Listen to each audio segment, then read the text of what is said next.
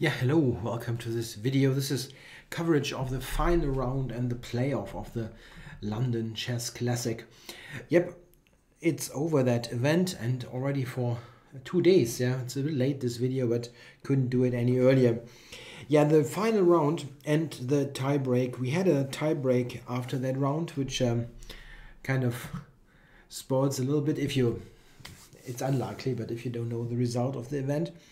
The final round had 5 games, of course, but I want to really make it short with those games and look just at a couple of decisive moments, because the final round had one particularly interesting game and decisive game, and the rest of the games were really rather boring. And then we had this this tie break, which was played for all of it. So let's be quick with the games. I don't want to skip games altogether, but let's just be brief. Anand Giri was probably the least interesting game of the round. And we get a Berlin defense again. And well, Anand has a rotten event. He's on a minus score. And Giri is on +2. He definitely does not want to lose this and fall out of competition for the overall win. But, well, yeah, he's not going to play something crazy. And it's why didn't I print out my I have a wrong printout here. Yeah, I had a printout commentary for that game where I had a note about the novelty that was played here. You know, I'm going through this quickly. You know why? Because that has been played already more than once. All this is known. We see that Giri has spent 7 minutes here. And around here there is a novelty. And I mean, we already have a completely drawish position. Check. Yeah, and here they drew. All what Giri did was play like 27 moves of book, and then 1 or 2 own moves.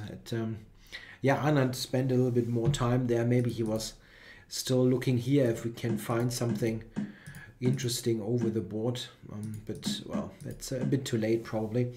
Yeah, that line is leading nowhere for any side, yeah, I kind of understand the rationale behind this game, but it's still not particularly interesting to watch. On a similar note, we had Nakamura Topalov.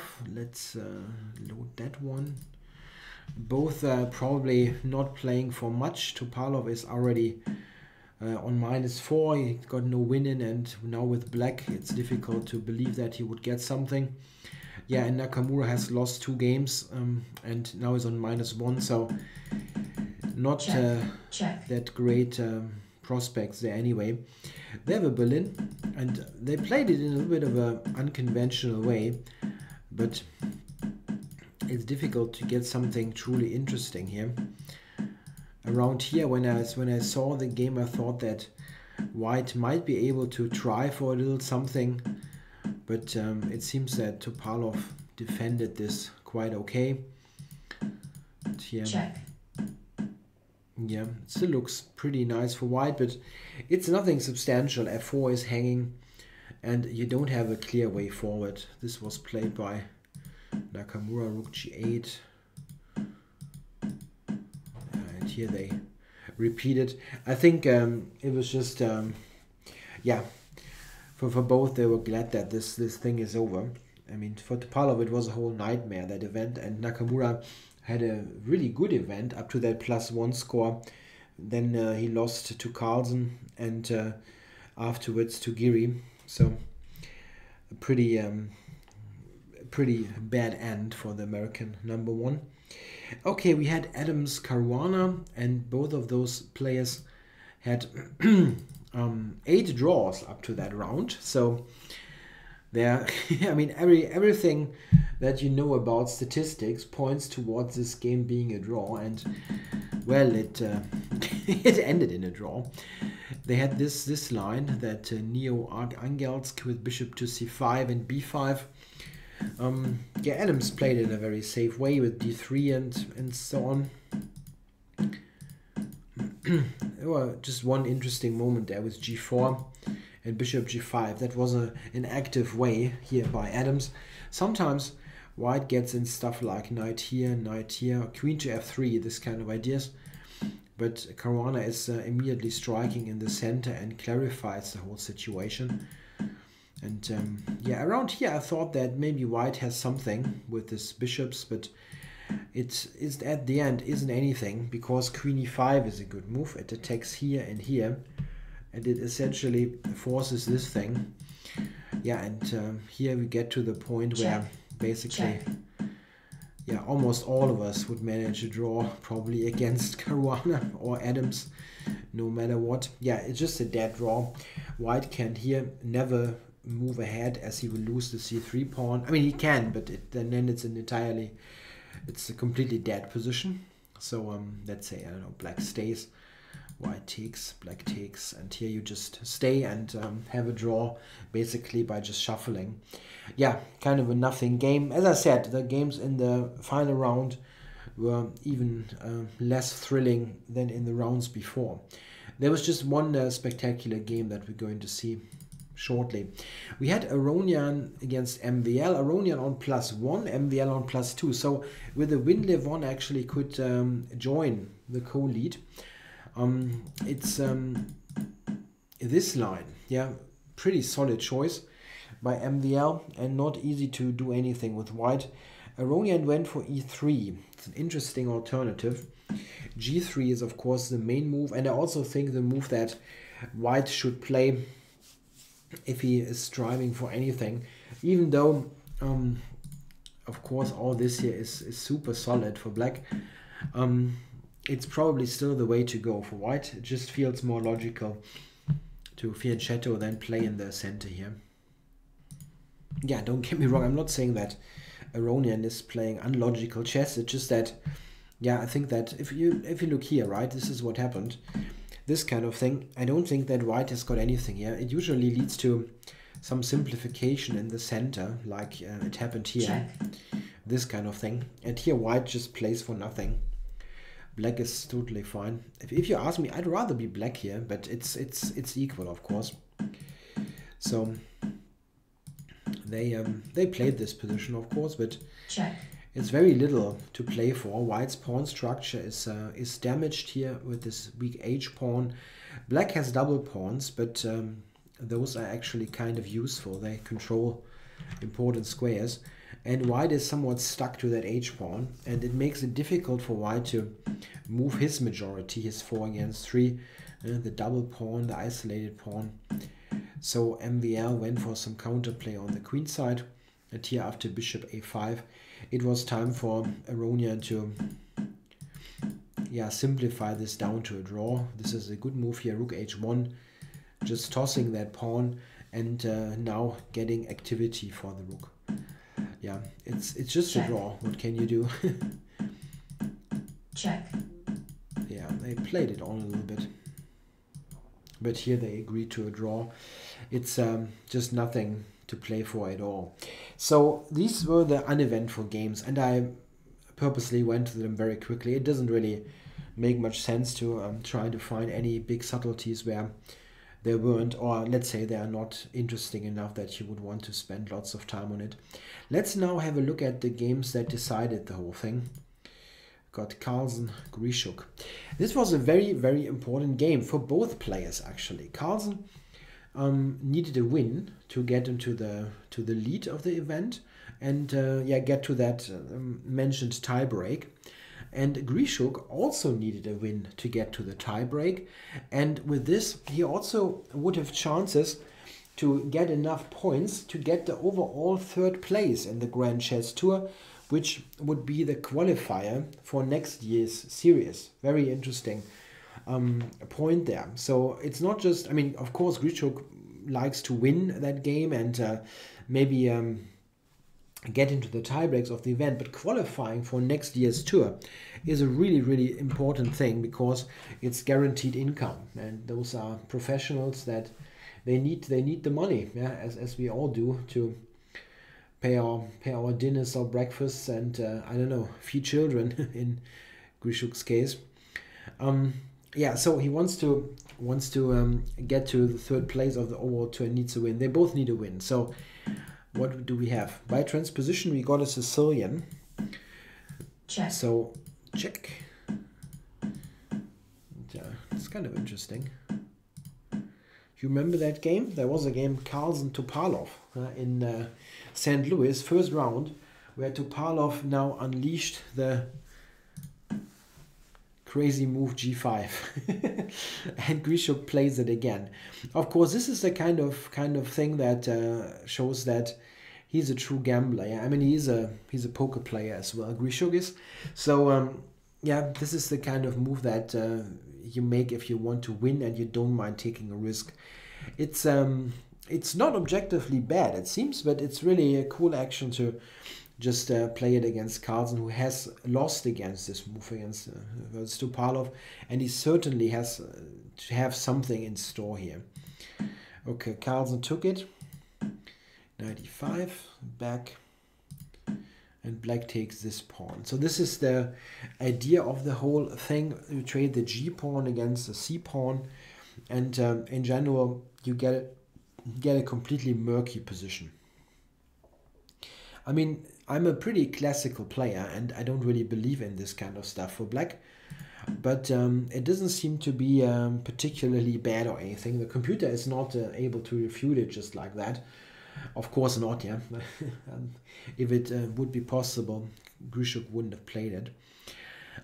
Yeah, knight c3. This is the new move in the mentioned Carlsen Topalov game. Carlsen played knight a3, and this was something that he had to find back then over the board. Yeah, he was surprised by g5, and well, here knight c3 is the result of preparation.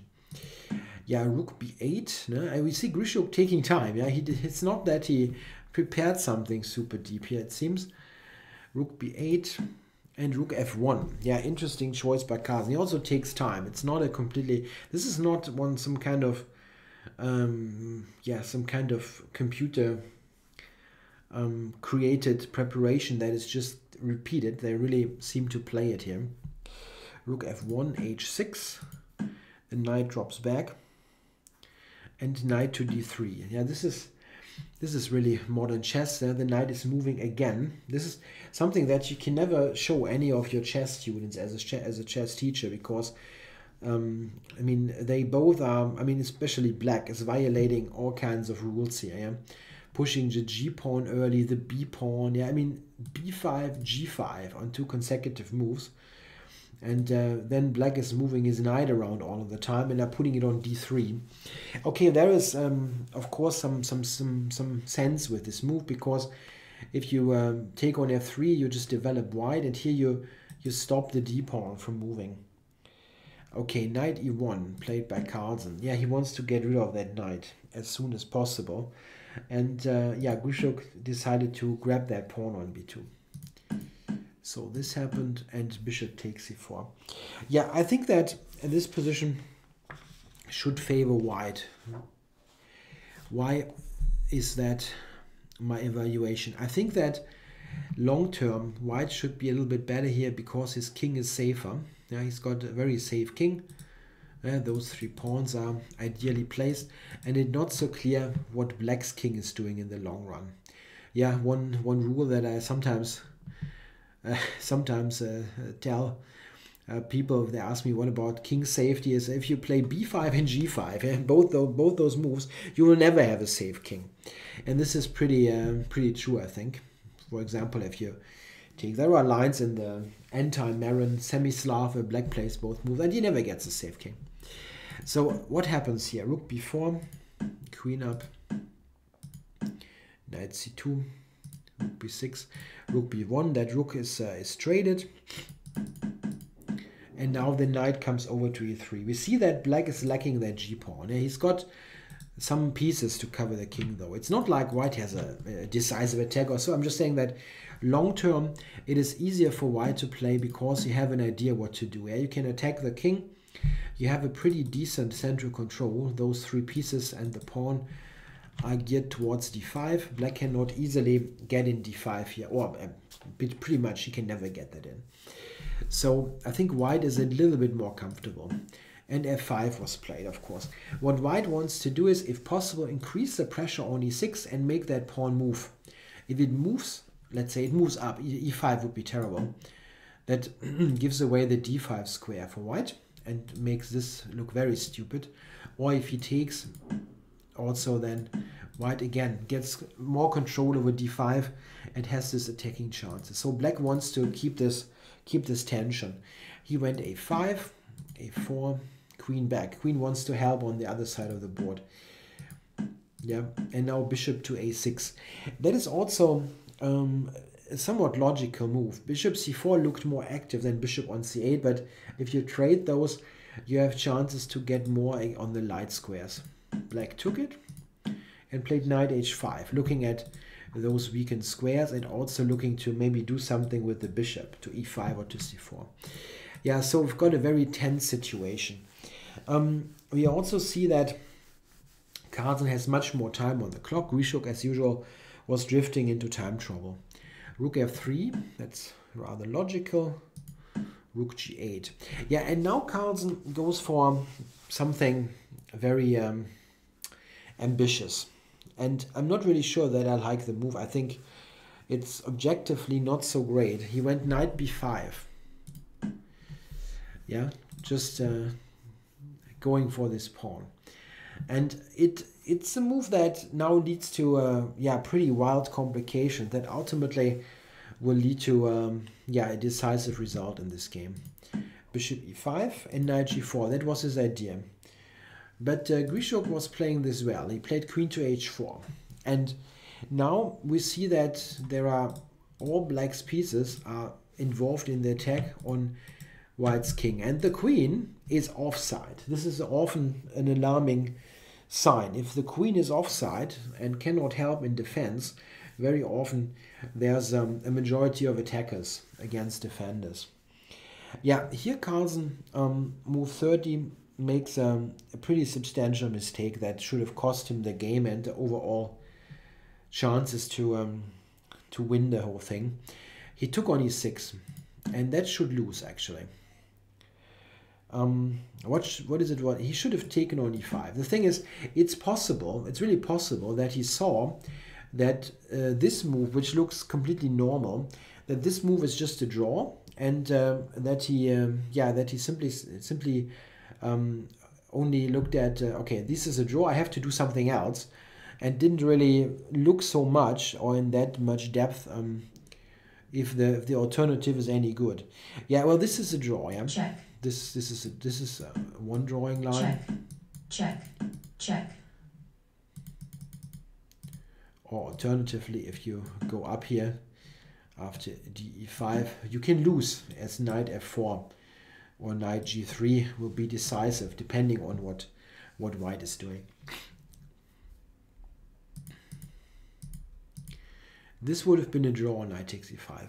Also, after knight takes e5, d takes e5, it's a draw, but white has to find knight to d6. And this is still kind of complicated, but will also at the end lead to a draw. So knight takes e5. That was the logical outcome of the game. But Carlsen took on e6. Probably just, I don't know, did he take long? Not so much. Maybe he just saw that the other stuff is a draw, and let's go for this. The thing is that now rook takes g4 seems to win, and this was not played by Grishook. If we look at the line here, this is the key idea. Black now attacks with bishop, knight, and queen, and white has no defense. It's really pretty awkward here. If rook g3, for example, to cover here, black just takes on e6, and what is white supposed to do now? Yeah, that is hanging. If you go here, you just go back. This kind of thing. Black just has a big attack. Yeah, knight h4 maybe. I didn't look at this so much. Well, then rook f7 seems to still be okay. Yeah, but you can also just consolidate here a little bit and go from there. Now, if white goes for a counter attack here on that, knight f4 is going to be decisive. Something like that. It's just very awful. Yeah, that was the big opportunity for Grishuk. Rook takes g4. He didn't do that. Not sure what he missed. He took on e6. Now Carlsen took on e5. And this now again is a draw. Yeah, if black plays it right. Queen e1. Yeah, maybe he also avoided that because he wanted to win. Yeah, I'm not sure. This is a very weird kind of situation because both players know that they cannot make a draw. And I mean, you can also say that maybe yeah, Carlsen didn't mind to give the opponent that opportunity because he felt that he wanted to win. It's very tough to say what was kind of like if you want some kind of match strategy, some meta strategy because of the overall standing, or if they just played the moves that they felt they were right and just missed things. It's definitely possible. I mean, on Grishik's part, he was down to 5 minutes. He can calculate amazing stuff in this kind of time, but don't underestimate the nerves and things like that. Yeah, okay, here Queen e1 check was the draw. Again, there is this drawing variation that we already have seen. It's important to note that this move here is not working at all, as knight f4 wins outright. Very strong move. Threatening mate. And this is also a mate. Pretty nice. But Grishuk took. This is no mistake. It keeps the draw in hand. But it is now difficult to draw. After queen takes e6, here black has to find the way to draw. And this is queen to g5. This is also the only move that draws. It's looking rather logical. We cover this and this. Both pawns were hanging with check. But seeing that it is drawing is actually difficult. Yeah, here rook f2, knight f4 is giving black enough play. Queen g4 takes and takes is okay for black at the end. Yeah, I mean, black's pawns are not especially pretty, but white's structure is also not ideal at all. So black will probably draw this without big problems. There are some funny lines here if white is deciding to go g4. Yeah, g4, knight f4, queen f5, queen e7. That's rather interesting. Now black has the idea to play rook f8, trapping the queen. And it's funny that the only move that seems to draw here for white is the move knight to a7, which is really looking crazy. The idea is knight c6, so that after rook f8 you have knight c6 and then e5 will fall. A very funny line. Here white is even better. Yeah, but it's a draw though with rook g5. Sorry, g5. Check. What am I doing here? Rook g5.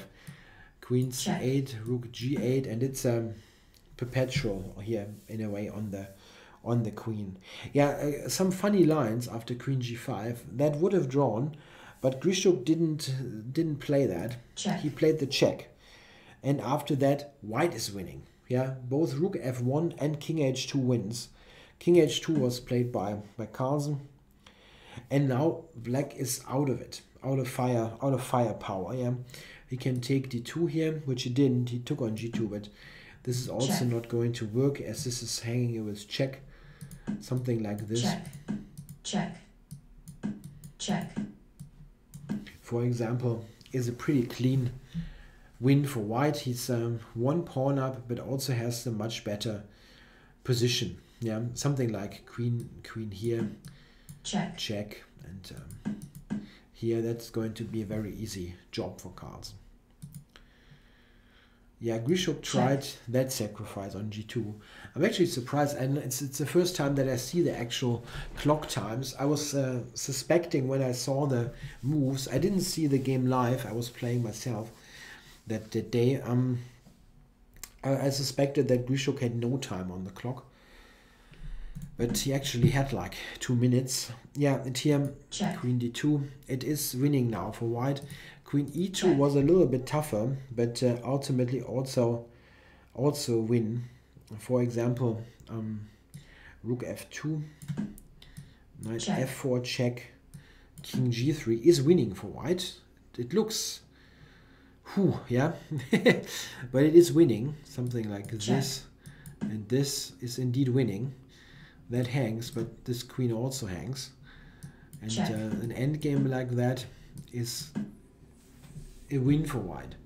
Yeah, those pawns are just far too weak and will fall, while white's pawns are much more solid here. Check. And this was played in the game, and now Check. this isn't Check. difficult anymore. Check. This is no check because the queen is protecting. Check. Check. And here Grishuk resigned. So Carlsen at the end got to a +2 score. Yeah, and got to play that mentioned tiebreak. Yeah, so what did they do now? Yeah, they played a tiebreak for the win of that event and for the win of the tour with it, because the whole standings was so close that the winner of that tiebreak would also win the overall tour. In case of MVL winning the tiebreak, they would have had to make a playoff with Carlsen. It was pretty complicated, but let's just look at the games and we'll figure out what happened. First of all, they had 3 players tying: MVL, Giri, and Carlsen. And what they did is, and I never liked this kind of concept, but it's something that also is done in tournaments like Gibraltar, for example. They basically sort the 3 players by a tiebreak system. In this case, the Sonneborn-Berger system, which means they add up who you have won against, and basically the guy who beat the players with more points has the better tiebreak. And this is Carlsen in that regard, because he beat Grishuk and Nakamura, and Giri and MVL they beat Topalov and Arnott. And Giri's case he beat Nakamura, but on points Carlsen was leading this. So Carlsen was seeded, let's say, for the final of that tiebreak, and Giri and MVL had to play who is playing Carlsen. So this is now rapid chess, and I don't want to be too critical of the moves, because afterwards we check it with computers and can see quite quickly some things that are very tough to spot in a rapid game. I just want to look at a couple of key moments. They played 2 25-minute games with 5-second increment. Okay, no surprise, we get our old favorite opening here, the Berlin defense. And Giri plays it interestingly with b6, bishop e7. Yeah, that setup seems to be quite interesting for black. I mean, interesting. It's not like, yeah, you're going to open the champagne bottles and celebrate, but it seems to be very, very sound. And what MVL is coming up here is exactly nothing. It's kind of interesting how quickly white is in trouble here. That idea, bishop g5 and taking, I actually already don't like so much. And I mean, black now gets a very safe position with his king on e7 and gets his rooks connected. Yeah, it's definitely okay for black, this position, even though white does not need to be worse, as it happened in the game. If white now goes knight f4, let's say, I think he's okay. There was an older game from 2012, not old, by Cheparinov, Grandmaster Cheparinov, with white playing David Navarra, and it ended in a draw ultimately, knight f4. Yeah, and this move is just not good. I'm not quite sure what MVL was going for here. After c5, now the bishop is opened up, and knight b5. Yeah, it's worth pointing out that this is just really bad. King e6 is a double attack, and you cannot take here, as now the knight will get trapped. That's really awful. So we had to go here, and now Giri is just protecting that pawn, kicks the knight back and activates the king. Black is essentially playing with an active king now. And from here, I think if MVL plays perfectly, he's still kind of okay, but he makes the odd inaccurate move. King f2 is kind of, yeah, he probably should prevent this h4 move, even though it's not a big deal, but it gets a big deal now, as he plays king to e3, and this is probably leading to his defeat. Knight d5 was still kind of okay, covering the pawn like that. If black takes it and grabs here, then rook d7 is enough counterplay. Yeah, and the problem of this move is rook e8, very strong move, intending f6. And white is not really getting out of this. Yeah, it's really amazing how bad this position now becomes. Yeah, what is MVL supposed to do? He cannot go back, yeah? The king will take. So knight d5, and then this f6 was coming. And now white is in big trouble. Rook f1. Check. Check. And the king just stepped to the side. It's important here to note that white cannot play king e4, as that leads into a total mess. Here, I mean, no, disaster. Yeah? Check. Checkmate. It's mate. Very funny mate. King e4 was not possible. So he had to give up that pawn. It was not possible to cover it anymore. Check. And here, check. Check. black has a technically winning endgame. Yeah, I don't think we need to look at this so much now. It was a pretty clean affair. Check. What black has to do is keep control. He has the bishop dominating the knight. And he has got that pawn. Check. Also better king. Check. That's 4 players of that caliber. It's no problem at all to win this kind of position. b3 will fall, c4 will fall. Pretty awful. So very good start for Giri in that playoff tiebreak. Then next game, they played 2 games. So MVL now had to win with black. That was the only chance to do something. Here I want to go straight to the end game. Basically, they played a somewhat yeah, slowish line of the Fianchetto Grunfeld. Yeah, and I think what was Giri's problem here a little bit, it felt like he was, I mean, he was okay with the draw, yeah, because the draw would have given him the spot to play Carlsen, but he played it a little bit passively with white, yeah, on some occasions, and at the end he got to a position, we'll jump to move 44 soonish, where black was a little bit more active here. Yeah, the rook is a bit active here, and all in all, it's a little bit easier for black to play this position. But here he could have, yeah, gotten a decent enough position with g4. He should just go g4 and keep this whole thing, yeah, intact, going for this and this possibly. He went knight d8, however, directly attacking those pawns. And now, after rook h2, it is a little bit trickier now, because that pawn gets lost, and black has some initiative with the pawns there. Check. Yeah, this is an interesting moment here. Knight e7 was played. Black should go g4 with some decent winning chances. After this, white had an interesting opportunity, even though, you know, both have 1 minute on the clock. It's not like, if we analyze this and always just check the engine and say, mistake, mistake, yeah, that sounds that they play terribly. It's just what you can do in 1 minute. You cannot play like the engine. But we can still look at possible improvements, because sometimes they show interesting ideas. Here g4 was a very strong move that was missed by Giri. Very nice motif. The idea is that after black takes, check. This is check. Check. Yeah, yeah, this is not possible. That's the idea. Yeah? Clearance also of the g3 square. So takes, check. Takes, f7, check, and then back here. Check. And here white will draw the game probably. This is what he did. King to c5, g4,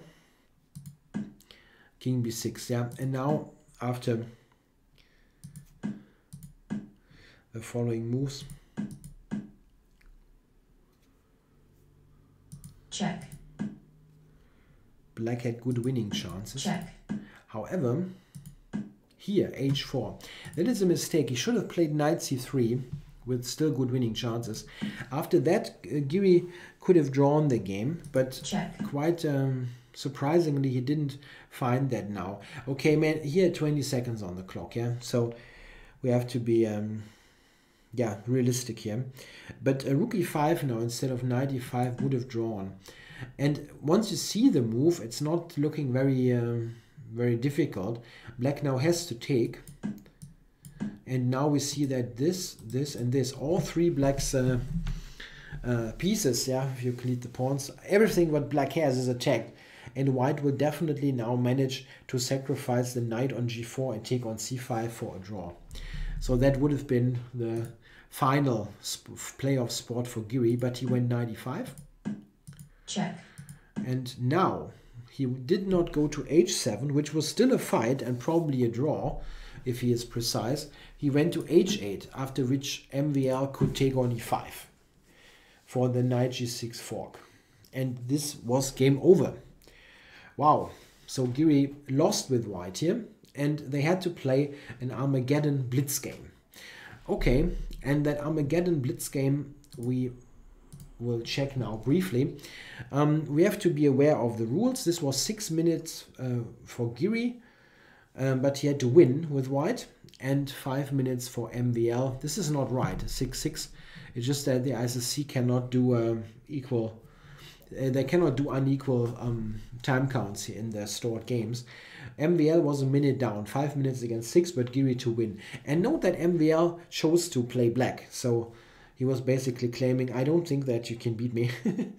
Yeah, it's not a bad idea maybe. Giri is not, yeah, he's not that great if he really has to push hard for a win. He's a very safe, sound player in a way. Okay, we had some English opening here with e3. That's not such a bad choice if you need to win a game. Just keep pieces on the board and try to get something complicated. Yeah, I don't want to analyze a blitz game in much detail. There were 1 or 2 interesting moments there. Especially interesting was that Giri played the opening phase here very quickly, but didn't have a particularly great position. After knight takes e5, the following moves are, yeah, he went queen e4 now. Yeah, all played really quickly, but after bishop c8, I guess he noticed that it is troublesome now. Now white only has one move to keep him, yeah, to keep him in the game. That is knight b5. The idea is to play for counter attack. Yeah? So something like this is the consequence. However, it is a line that is immensely deep and almost impossible to calculate for a human player if you have no time. The first impression is that white is in awful shape because of bad structure and playing against the 2 bishops. But this is attacked, and after a5, knight d6, bishop moves, knight c4, we get this to a total draw. It's a crazy line. It's like 8 moves deep. It's a blitz game. But just if you want analysis, this is what white had to do. It's not realistic that he finds this, but it's what he had to do. He went rook e1, and now after bishop f5, black is a lot better. Rook fe8 also was strong. The mysterious moment of this game is here, where MVL did not take on d5. That's kind of strange, because rook takes d5 would have won the game pretty easily. And this also taking into account that it is a blitz game. I mean, this is a brilliant player, and it's kind of surprising that he didn't do that. There's not much to calculate. White has to take now. Check. King up and takes, and white resigns. Not quite sure. Not sure what he did not see there, or I know it's just a complete win for black. It's rook takes d5. He played bishop f5 though, pretty quickly, and here after knight d3, black is of course okay, but it's not a win. Yeah, I mean, black had a very decent position, but it wasn't anything great. Note, however, that Giri has to win this game. Check. And this is very difficult, because if anybody is better, it's black. And in the next couple of moves, check. Check. we got here. And this is kind of interesting, because white now has nothing better than check. allowing Check. the repetition, which he ultimately avoided, Check. because Check. he has to win the game. Yeah, white has to win. Check. But the alternative was basically to get here where you just lose. Yeah, the knight is falling. Yeah, that was a pretty scrappy game in the blitz there. But it is blitz, yeah, and blitz is always tricky business, as we all know. Okay, so now for the final. So MVL against Carlsen. Let's see what we had. Carlsen had the first game with white, and they Check. played into a Check. Sicilian here, that very classical line with d6 check here, queen d7. The whole game was a fairly technical affair, and I want to go through it relatively quickly to just Check. focus on one or two moments in the end game. Nothing much was happening. Carlsen was taking a pawn here, but after queen c5 we had some trades, and at the end a position where white was a little bit more active there, but it wasn't anything special. We got Check. at the Check. end to a rook Check. endgame, Check. and I want to Check. talk about that endgame a little bit. Carlsen was avoiding the draw here first, and Check. Check. around Check. here we always see that white has more activity, so it's of course clear that Check. if anybody is better, it's white, but it shouldn't be anything special. Yeah, here Carlsen got into that mentioned rook endgame. Yeah, so how should black play this? How should he defend? He has to defend because he has to worry about the d-pawn and white's better king position. It's not that black is in any position to do or something. Here after rook e3, he had a couple of ways to play. The move that he played, h4, is not bad in the sense that it loses. It still keeps a draw in hand, but it makes life a bit more difficult than it needed to be. He could have played a rook d2, for example, Check. and stayed on the d file. That would have been a pretty straightforward way to draw. For example, something like rook a3, rook d2, Check. say check, d7, rook e2 check, Check. can check, Check. get the king up, and now get to go for counterplay. And this is a draw, yeah? The h-pawn will draw against the rook. This is probably the clean way to draw it, or something like that. It's not a totally forced thing. He went h4, and after g4, it got a little bit tricky. So the next couple of moves are all, I think, rather logical. Check. But we come to this critical position now. King here and here. And this is the critical position. Now, interestingly enough, there is only one totally clear way to draw. And this is now, yeah, it's missed by MVL. He goes rook f1, and after that he loses. He absolutely loses the game. What he had to do was h2, rook e2, and now go to a1, b1 or c1 to switch back to a frontal defense. So something like this and here. And now black can check from the front and draw the game like that. If white is trying to set up a barrier, black Check. now will check. And Check. the pawn is far back enough so that black Check. has enough space for the rook to check. That was the draw. Yeah, but he didn't find that. He had time on the clock. He went here, and this is now losing, interestingly enough, because black is not getting with his king in front of the pawn anymore. Check. Check. Check. Yeah, and here he resigned. So just a blackout in a way. It's for the player of that level.